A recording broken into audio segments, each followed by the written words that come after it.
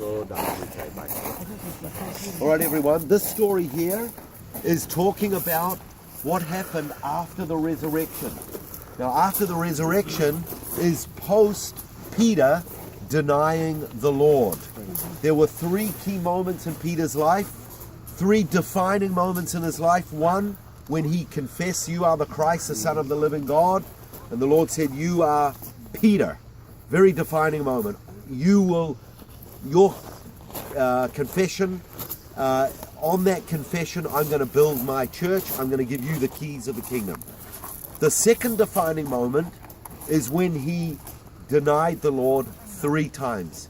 He couldn't keep that promise. Have you ever broke a promise? Oh, yeah. It's a horrible feeling. So, good morning, sir. Then now is a third defining moment when he and the other disciples go back fishing. They're fishing all night and they didn't get a catch. The Lord appears. He says, "Cast your nets on the other side." Remember the story? They pulled up a net full. Does anyone remember how many fish? 153.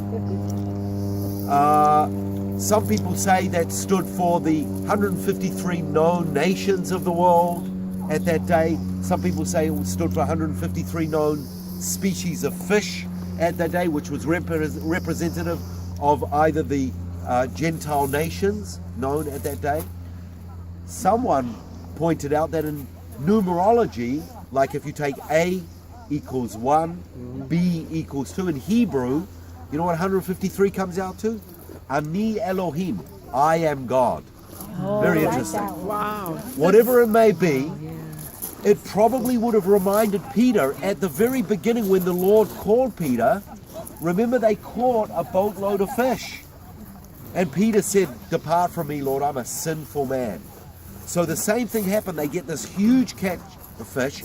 The next scene that John records is that Jesus is on the lake cooking fish.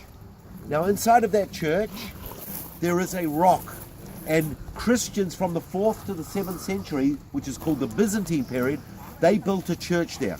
That rock inside that church is called Mensa Christi, which means the table of the Lord. Whether it's the place or not, it's to commemorate that event. But it's interesting, John says that he was cooking the fish by the coals and the fire.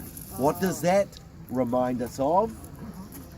Peter denied Christ by a charcoal fire. Remember, he was warming his hands that's by the right. coal and the fire when he denied him.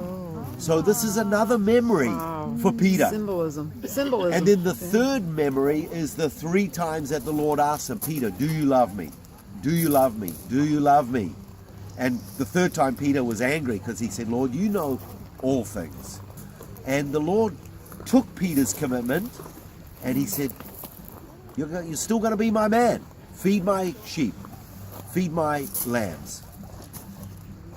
And this is what this site is a reminder of. The second thing is this region, which is called Tabqa, is also the suggested area where the Lord did the miracle of the loaves and the fish, took the few little pieces of bread. And it was in this region, we're going to go to Capernaum after lunch, that he said, "I am the bread of life." Now remember, he was born in a place called Bethlehem, which means the house of bread. He is the bread of life. But when he makes statements like, "I am the bread of life," and when he does miracles with bread, what is he referring to? Himself. Life. Yes, something that they already knew about. Bread. Manna. The manna. Yeah. Oh, It was a miracle. Every day in the wilderness for 40 years. They woke up and there was manna.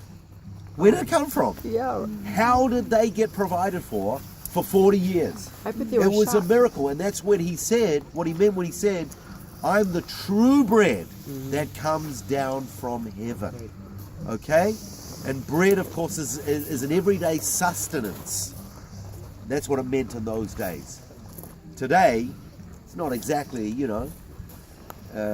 It's not true. Man does not live by bread alone. No, it's true. Man does not live by bread alone. you eat too That's why much we're of going to it, have you- fish for lunch.